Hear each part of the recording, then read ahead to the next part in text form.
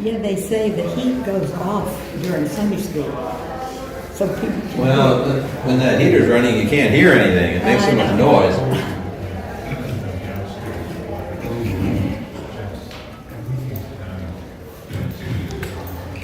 You should pull up here, be near me.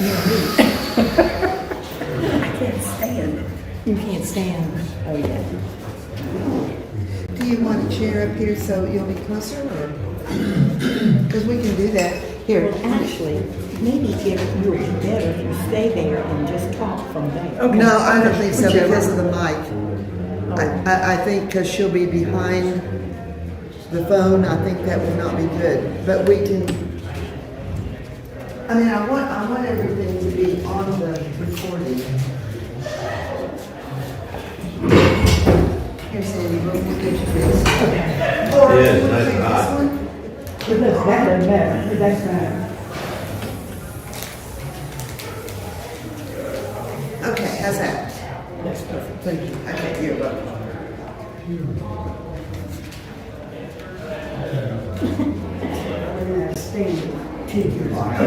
We are live. We are live. Okay. So should is it Harry, don't 9:30? go far away. Okay. So, well, it's 9:29. What time do we start? 9:30. But Barry said we're already live. But I'm going to wait till 9:30 to announce it, just because a few more people may come in. Yeah. Okay.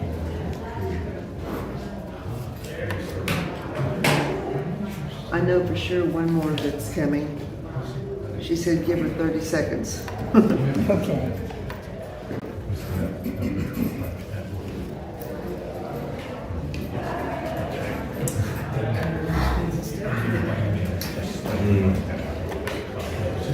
Okay, good enough. All right, Okay. you all ready? Yeah, we're good. Okay, let me come up there. Everything we're doing right now is being recorded, so, you know, but still. Okay, so. Here. And by the way, if you walk around, this area from right here until here will be recorded if you'd like to walk. Oh, I probably won't walk Okay. in this class. I mean, I know what you're talking about. Okay, all right. Good morning and welcome. Good morning. Today I am super excited about, we're going to start a series on the Chronicles of Narnia, which Mary Willingham and Sandy Sheeman will be doing for us. And I am just ecstatic about it. I've been looking forward to it for several weeks. And so I will turn it over to them and they're going to start and announce and everything else. Okay, thank you. Well, hello. Yes, we thought we'd tell you a little bit about ourselves without crushing the computer here. I'm Mary Willingham. I've been a member of St. Bartholomew's for about 52 years. And we've taught many classes here and many classes on C.S. Lewis. And in fact, years past, we had a regular ongoing class for C.S. Lewis that met every week, and we all enjoyed that. And so I thought the only thing we haven't really covered are the Narnia Chronicles. So we thought we would cover the Narnia Chronicles, and that would make a nice Sunday school class. Absolutely. So, Sandy, want to give your background? Yes, I've just been here at St. Bartholomew since Father Ford was here when me and my family came, and we just loved it as soon as we got here. That's over 60 years ago. we probably are the two oldest members of the church. Very, very possibly. Close. Yeah, very possibly. And I love C.S. Lewis No, go ahead. But since I discovered him in 4th grade, and you know, it's just been. I was so glad to see he was on our list of saints, or at least honorable mention. Okay, ready? Well, we're going to be doing today The Lion, the Witch, and the Wardrobe, and we're going to do all 7 books, and for 2 of the sessions we will double up. There's 7 books, and we will have 5 sessions, and for 2 sessions, we will do 2 apiece. But that's more. This is the most famous one of his books, The Lion, the Witch, and the Wardrobe.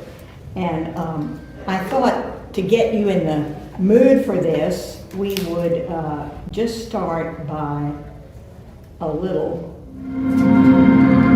introduction so you have a sense of what the children look like.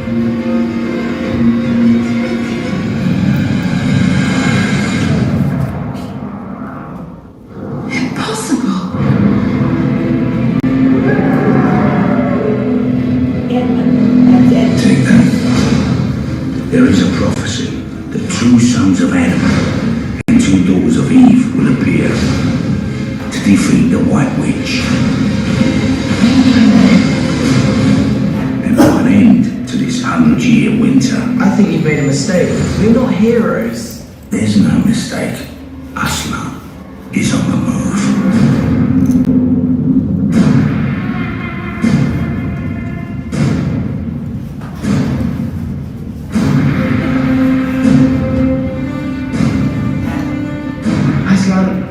We need your help.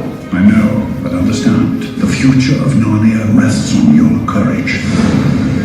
If it's a war Aslan wants, it's a war he shall get.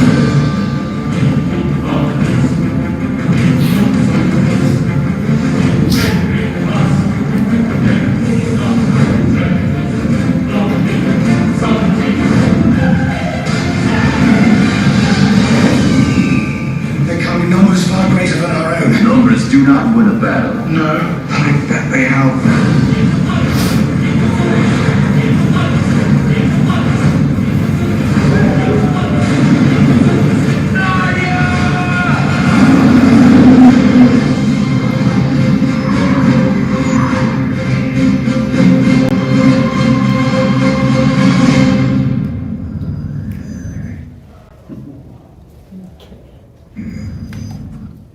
Now, let me get out of here.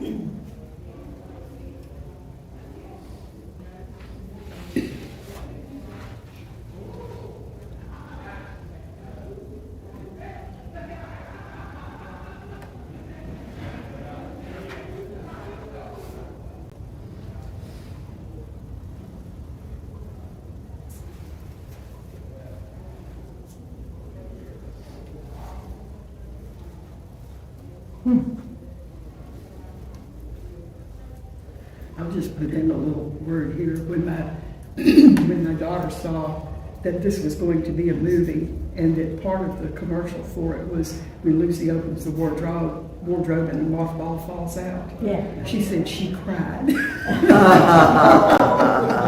Because if you've ever read the books as many times as we have. Let's see, now, I don't know how to I get. think you can't be in presentation mode, even though it would make sense.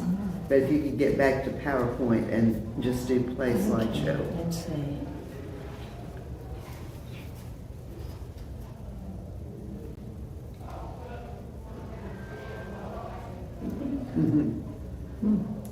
Nice looking family.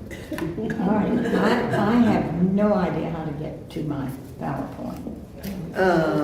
Well, look for the icon in your, there, I see it.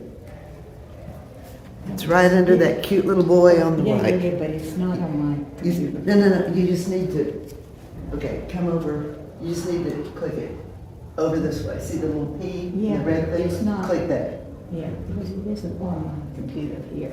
Oh, now it is. Now, but it's not on there. You may need to double Okay, click. hold on. Let's go up here. Yeah, try double clicking, Mary. it's not mirroring this. Try double click. I know, I can't do it. It's Let me not, it's not a mirror yet. Set your displays in settings.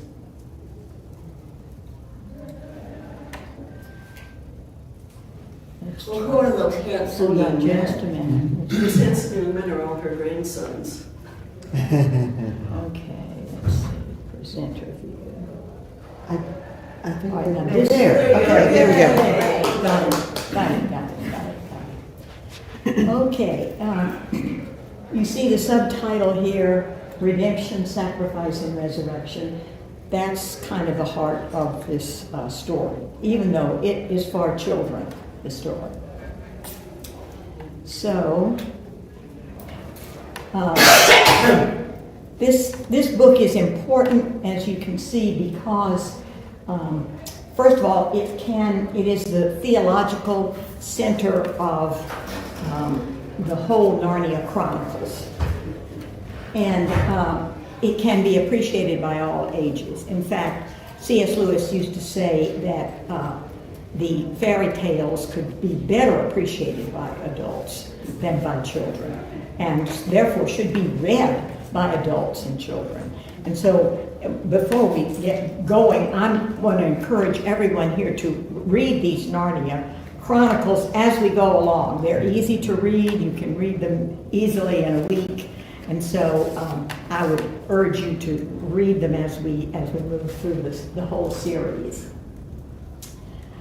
All right. Now, the children that you just saw in the previews are the Pevensey children, and their Pevensey is not even mentioned once in the Narnia Chronicles, but that is their last name. And the quick overview is that Edmund betrays his siblings to the White Witch. Aslan offers himself in Edmund's place. Death is undone and Narnia is restored. That's a very quick summary of it. But just to give you first of all, how many people have read The Lion, the Witch, and the Wardrobe? Years ago. Okay, good. Well then, just to recap what it's about, it's 4 children during World War II were sent to live at a professor's home who has a very large, looks like Downton Abbey estate.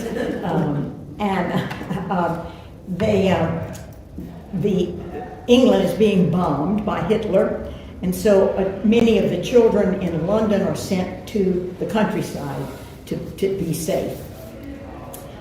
Peter, Susan, Edmund, and Lucy are sent to live with Professor Kirk. And his house is huge. It has many rooms in it. And the children like to explore. Now, these are not little children, as you can tell from the movie. They are, preteens, probably 12 or 13, 12, 10, and 8 would be approximately their ages. While exploring the house, Lucy decides to look in the wardrobe. She looks in the wardrobe, she sees all these fur coats hanging, and she crawls through the fur coats just to enjoy the feel of the coats, and suddenly she feels leaves and prickly things and something cold, and she has, of course, gone through into Narnia. And she meets Mr. Tumnus there, who is a wonderful character. He is a faun.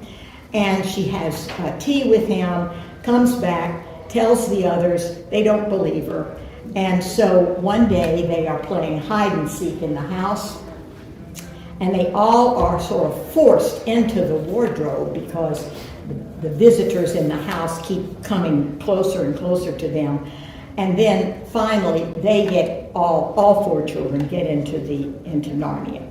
Edmund has already been there because he followed Lucy one time, but when he got back out, he denied that he had been in there. So he's kind of a difficult character to begin with. They go, all four children go into the wardrobe. They meet the beavers, and the beavers tell them that Aslan is on the move, and there's going to be a big battle. And there is a big battle, and of course, Aslan is victorious, as are the children.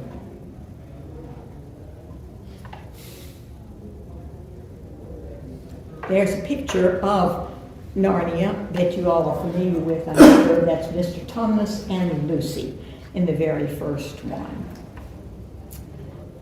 Now, the betrayal is really important in this story because Edmund betrays his brother and sisters. The White Witch meets with Aslan and agrees not to kill Edmund if Aslan will take his place, and Aslan agrees.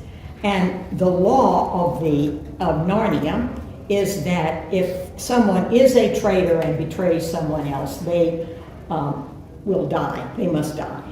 And so Aslan steps in. The witch kills Aslan on the stone table, but she does not know the deeper magic. And the deeper magic is, of course, that when a willing victim who has committed no treachery is killed in a traitor's stead, the table will crack and the victim will live again. So that is the betrayal. The theological claim of, I think, of Narnia, or The Lion, the Witch, and the Wardrobe, is that love willingly bears the cost of betrayal. But redemption does require some sacrifice. And resurrection reveals a deeper magic of grace. And I think this is interesting because it's a little bit like, partly, if someone is forgiven, they need to acknowledge that somehow. It isn't enough just to say, I forgive you, unless the person is willing to acknowledge that, which Edmund is. And one of the questions that we can ask is, what do you think Aslan said to Edmund when they walked off alone together?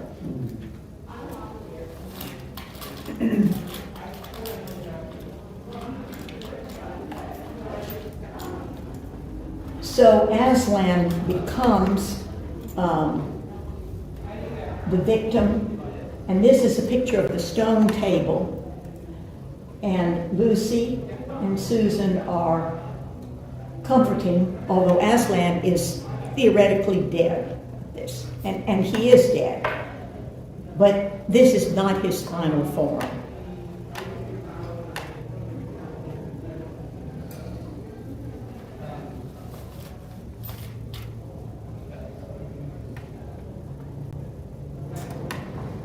The final form is going to present Aslan in a much glorified body, a much glorified image of him.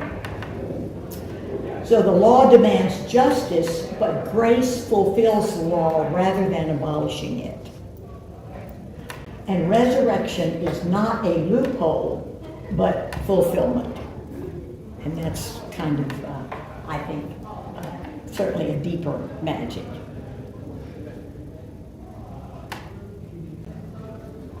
After Aslan is resurrected, you have a picture of him, and he is, as one of the characters said, not tame, but good.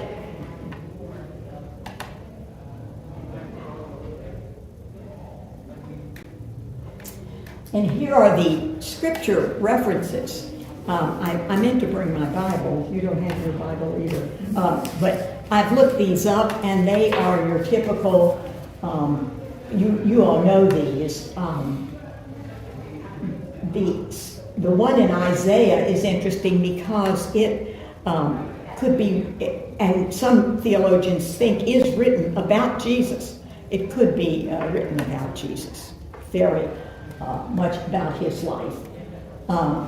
The suffering servant, of course, would be Aslan, and the Good Shepherd lays down his life in John, and then the final resurrection overturns death in Luke.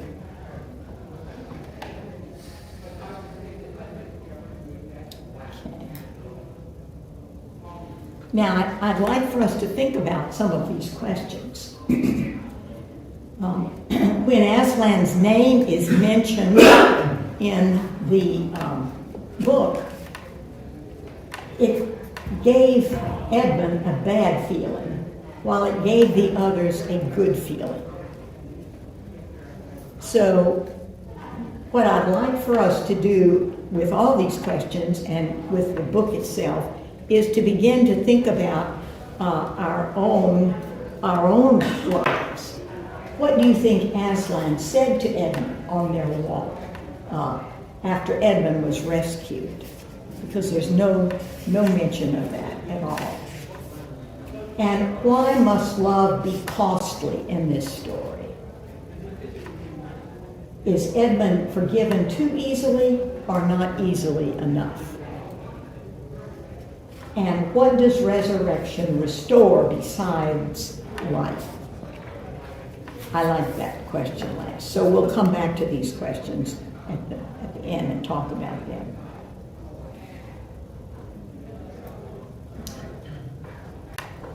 Looking ahead, next week, we're going to be talking about the beginning of Narnia. The Magician's Nephew is the story of how Narnia is created and how Narnia begins. And creation makes redemption possible. Redemption makes transformation possible. And the story continues beyond forgiveness. So the word transformational is really important to C.S. Lewis, I think. If there's no sense of transformation, it's like siblings are fighting and the parent says, "Tell him you're sorry." And then the kid says, "All right, I'm sorry." Having no desire to be sorry whatsoever, and no sense that perhaps he or she has done something wrong or that they shouldn't do. And so I think that's a really important topic for us today, is what does it mean to be forgiven, and what is the proper response to forgiveness. So we'll go back to those questions that I put up there, and we'll take a look at those. So you all can just jump in now. Why did the mention of Aslan's name give Edmund a bad feeling while it gave the others a good feeling? And I might say, when I was reading that question, I was thinking about, have you ever been in a situation when someone mentions God in a conversation, and that's kind of embarrassing to the group, or maybe in retrospect to the person who's using that term? So anyway, what is your thought about that? Did it give him a bad feeling before Aslan had said he would do the sacrifice, or Yes. after? Yes. Before. Yes. Yeah, oh, way before. The Yeah. children didn't even know Yeah. who That's Aslan was. interesting. So now I understand what you meant, Mary. Yeah, this is part of their journey when they first get there, and they're already running from the White Witch, and they get taken in by Mr. and Mrs. Beaver. Okay. And while they're eating dinner, Aslan's name comes up, and at that moment, everybody except Edmund gets this really great feeling. I mean, it's like if you're in a group, and like Mary said, when somebody mentions God, you know, if you have a good relationship with God, Yeah. then, but they didn't know that's what it was. Yeah. But Edmund, having had an association with the White Witch before that, and thinking that she was the good person and he was going to be made king and all this Falderal stuff. Oh. See, so when they mentioned Aslan, he had a preconceived idea that Aslan was a bad guy for one thing. But you know, so anyway, that's kind of why I think they had the different feelings right then. You know. Well, but it could also be that he had a sense that everyone else thought that Aslan was the good guy. Yeah. And so then, he was like drawing sides in a way. Well, see, the other thing is Edmund's character at this particular point in the story is he's kind of a brat. And he's really mean to his little sister, Lucy. And anytime he can get away with being mean to her, it's a good thing. And I always felt when reading that, like just the fact that he knew he was not doing what he should be doing just as a brother. Right. So. Right. So he had a guilty conscience. Yes. Anyone else? Yeah. Could it be some kind of like forbearing, like maybe a truth that hasn't been revealed, but sort of like a fate that you feel that this is a role that you're going to play against him, and so therefore you may not be able to articulate it, but there's that feeling that there's something going to be between you and Aslan. Yes, and I think that's particularly true for the children. My one question would be, would Edmund have felt that way had he not already met the White Witch? Yeah, that would be a question. Yeah. It does seem like Edmund, though, wanted to be the opposite of his siblings. So anything that the siblings wanted, Edmund wanted just the opposite of. So, I mean, that typical, not typical, but that middle child looked over. So it's a little bit of sibling rivalry, perhaps, that was going on there. So if they said go, he would have said stop, even. Yeah. So, Yeah. I think that's very true. The parallel, which is not a perfect parallel, but it came into my mind immediately, was early in the Gospels when Judas questions the use of a container of costly perfume, and this could have been sold, and I think the scripture says the devil had already put it in his heart that so this is kind of the outward sign that's already it had been put in his heart to be on the trajectory toward Not a good thing. Yes. Well, and what do you think Aslan said to Edmund on their walk after Edmund was rescued? This is before Aslan is killed, right? Yeah, right before. Yes. You are forgiven. You what? You are forgiven. Yes.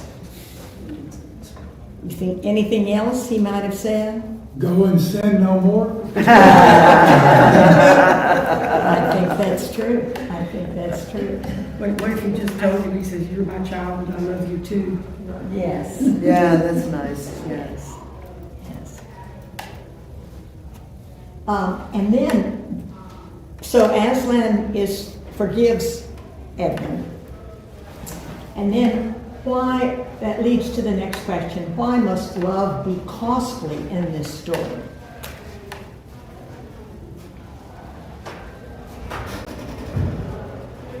because true love is costly.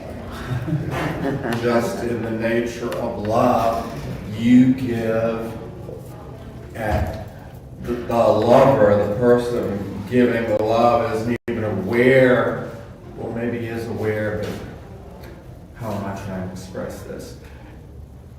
The person giving love gives love regardless of the expense of the giving of the love. It's just, Yes. this is what I do. That's sort of I'm thinking of the unconditional. love of my dad for me when I was a little baby, and here in my mind I'm thinking I'm just born, but I was his son, Yeah. and he cried for me, and he had the longest day of his life because I was sick. Yes. Because that's what love does. Right. And you didn't have to do anything. Is that? I was a being. I was his Yes. son. Yeah. Good point. Back to what Aslan said. I'm thinking another biblical image when I'm pretty sure this was before the crucifixion, when Jesus says to Peter, And you, when you have been converted, strengthen your brothers. So, this is what's coming, and when you're fixed, Yeah. when you're reconciled, do this. Lovely thought. I think that's a very good idea. And then, finally, what does resurrection restore besides life?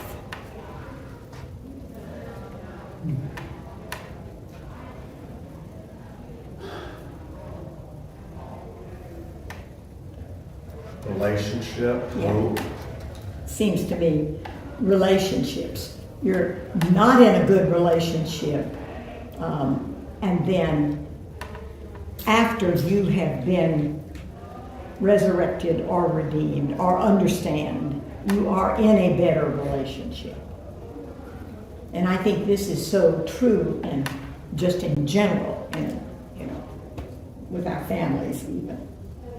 And it doesn't just restore that relationship between the two, it restores relationship with all, in the sense that maybe the brothers and sisters were separated, or people were separated, but that resurrection restores wholeness to the whole, to the whole.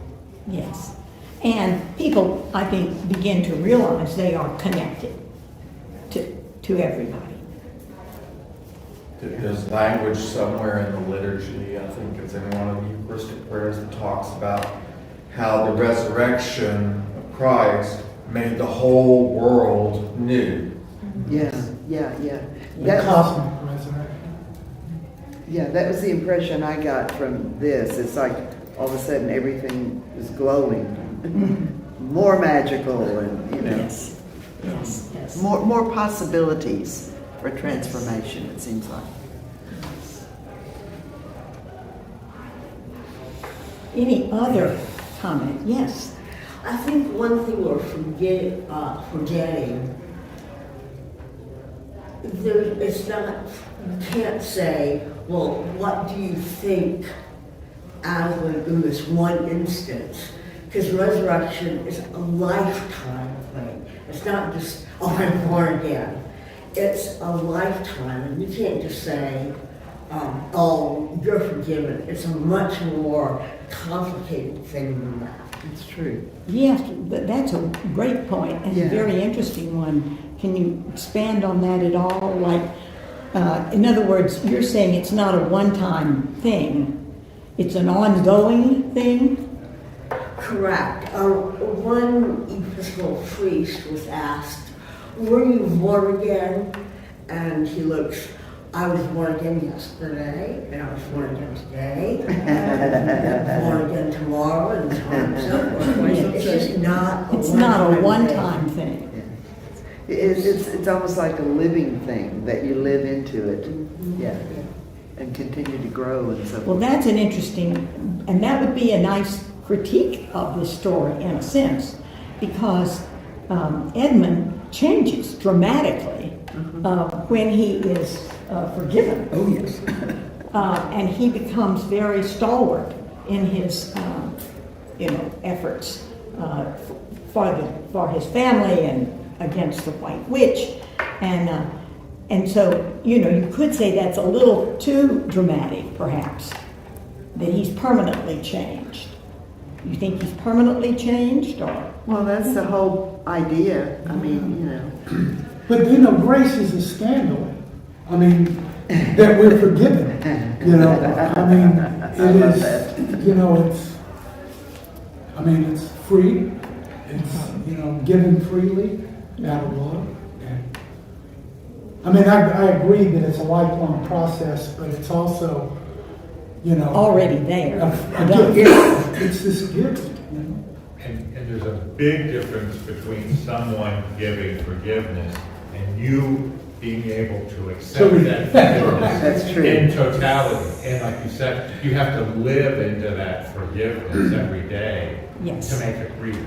And that takes a lifetime. Yes. well, but there's also the part about You have to acknowledge that you did something wrong, which you said in the beginning. Edmund just like wasn't having any part of that, you know. Yes. So, And I think it's interesting too, because I have a grandson that has difficulty being forgiven and understanding that. And I think a lot of people have trouble understanding what their responsibility is, having been forgiven. So forgiveness is there, but what is one's response to forgiveness? that's a good idea. Good point. I think about going back to scripture then in John when Jesus says after Peter's denied Christ 3 times and then they're having their little eating of fish on the beach afterwards, you know, it's feed my sheep, feed my sheep, feed my sheep, right? And so to me, the big piece there is there was such a stark change in Edmund or in Peter afterwards that they saw a mission in life that went beyond themselves. And so they recognized this isn't just about me. It isn't just about what Aslan said to me, but it's about what I do with the gift of forgiveness, the gift of grace for others within my sphere of influence. Well, I think that's fabulous, but don't you think that's very difficult? Oh, 100%. But no one said it would be easy. Even great fun. Even Edmund, though, as the stories, all the stories go on, he still is, you know, that middle child, and he still gets snotty and, you know, what have you from time to time. Yeah. But he can turn around and overcome it because he has been where he was. And I think that's an important thing to remember as we travel along here, is that grace is like a giant ocean, and we're all swimming in it, and sometimes we go the wrong way, but most of the time I think we try to turn around and go back in the right direction. And that's the forgiveness, that's the grace, that's the love. And I think it would be a mistake to have this perfectionist view, and I say that as someone who's entirely too much of a perfectionist, to have this perfectionist view that, yes, I'm healed, I'm forgiven, I'm restored, and to expect that that's going to be manifested perfectly in this life. Right. You are healed, you are forgiven, you are restored, you are reconciled, and that's going to be lived in perfectly this side of heaven. But the truth remains that all those things are true. Yeah. Yes. Yes. And it also gives us an aspirational goal of how we want to be, you know, which we may not have had before. It's like, well, I screwed up over here, but I want to be X, Y, and Z, and you can learn from it. And after Aslan forgives Edmund and he goes back in, then he has a battle to fight. I mean, Wow. in other words, Wow, it's wow. very symbolic. He Yeah. has, and he almost dies, you know, in that fight. And so you see that that could be a great metaphor for battles that we have to fight even after we are forgiven. Yeah. The process of first, Bobby touched on this just a second ago, that process of by the seaside when Jesus said, "Do you love me? Feed my sheep." Do you love me? I mean, that was a direct, what I've read in the past, that was a process of affirmations directly related to the 3 betrayals. To healing, reconciling the 3 betrayals, walking Peter through that step by step to bring him back where he is intended to be.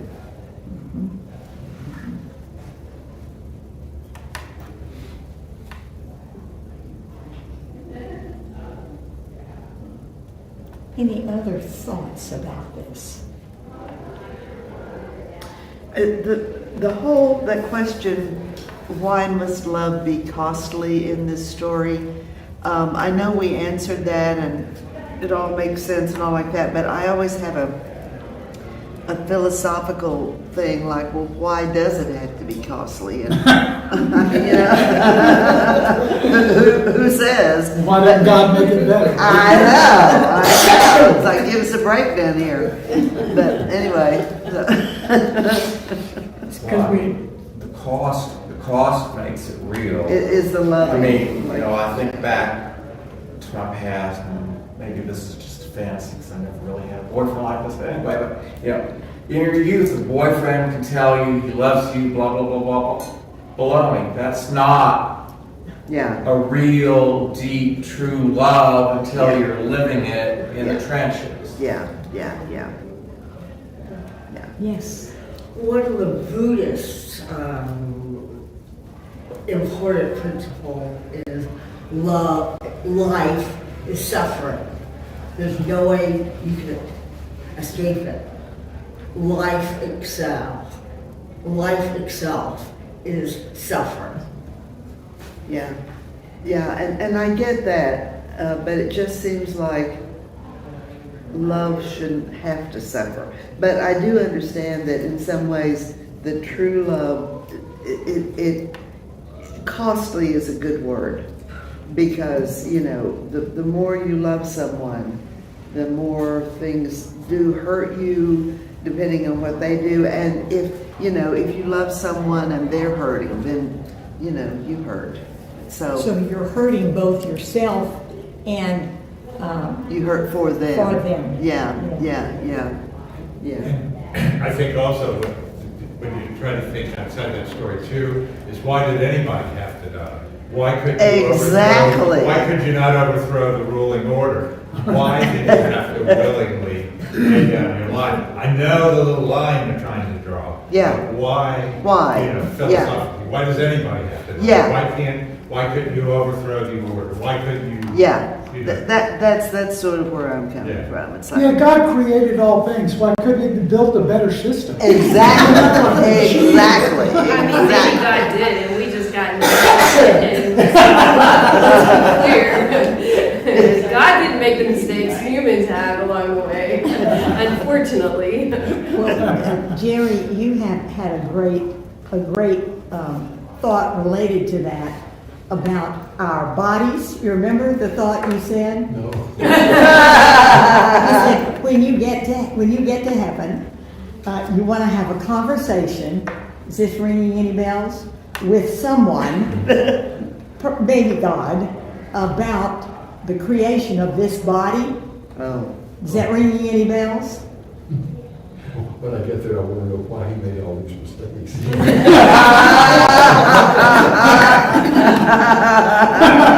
So exactly. Yeah. So and why do our bodies have to hurt? And exactly. Well, you're asking the great big question. why an imperfect world as opposed to a perfect world? Exactly. How did that serpent get into the... Exactly. Well, we can go on here, but just a little bit about next week.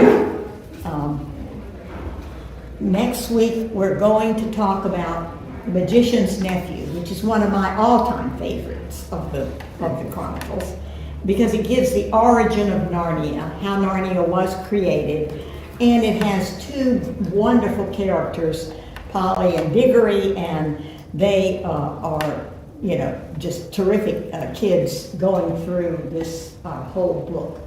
And we're going to learn how Narnia was created and how the wardrobe came to be magical. And we're also going to learn how evil got into Narnia to begin with. See, now that's the story. Because that is the question that you're raising is, how if Aslan created Narnia, how did he allow evil to get in there? Yes. Sort of, what is the purpose of evil, in a sense? That sounds good. I hope I can get that one before next week. Yeah, I've got them all on hold. On Libby. A week for that? Yes. Well, I don't have it yet. I've got them all on hold in Libby. Any other thoughts or questions about this? Do you have any comments about? Mary, would you go through the order chronologically of how, you say this is the one that talks about how Narnia was created, but everyone always starts, or at least I did, with The Lion, the Witch, and the Wardrobe. Yes. If I wanted to read them chronologically, Can you tell me the order? Yes, in fact, I think it was in the announcement. Okay, The perfect. coming I'll look at announcement. that. Okay. Yeah. Yeah, that is the chronological Okay. order. Okay, cool. Now, except that the Magician's Nephew is now in, if you buy a set of the Narnia Chronicles, the Magician's Nephew is now number 1. Oh, it is? It is. Yes, Oh, it This was the and last one he wrote. it was the last one he, well, no. Well, it was the last one we got over here at the bookstore when I was working at the bookstore. Then we got The Last Battle, and then The Magician's Nephew. Oh, yeah, well, the Magician's Nephew is, there's frequently a little controversy over where it should be placed. Yeah. But, and the reason we did The Lion, the Witch, and the Wardrobe first is because it's the most famous. Most people have read it. A lot of people have not read The Magician's Nephew. But The Magician's Nephew is a wonderful read, or listen to if you want to listen to it on tape. Yeah. So that would be fun for I'm looking forward to do it, for yeah. next week. Yeah. Now, any other comments from past slides or about The Lion, the Witch, and the Wardrobe? Or about C.S. Lewis, for that matter? I think everybody should read The Lion, the Witch, and the Wardrobe. Yes. Yeah, Yes. yeah, sure, yeah. Well, they should read all the Chronicles. Actually, they should, yes. Yes. Do you know what inspired him to write this Chronicles? Well, he belonged to a group called the Inklings, and they would write things, and they would share their writing as they were composing their. And J.R.R. Tolkien, who wrote, all of his Hobbit series, was a member of this group and a very good friend of Saint. That was a real Freudian slip of C.S. Lewis, and so they would read their stories to each other. And I guess Tolkien was writing The Hobbit about the same time that Lewis was writing the Narnia Chronicles. And Tolkien was very critical of the Narnia Chronicles. Oh, wow. Yes. And is the time? 4 minutes. 4 minutes. Well, people may need to go to the bathroom or something. So we'll stop, but we'll look forward to seeing you next week for The Magician's Nephew. Oh, yeah. Thank you so much. And thank you, Barry. Thank you, Barry.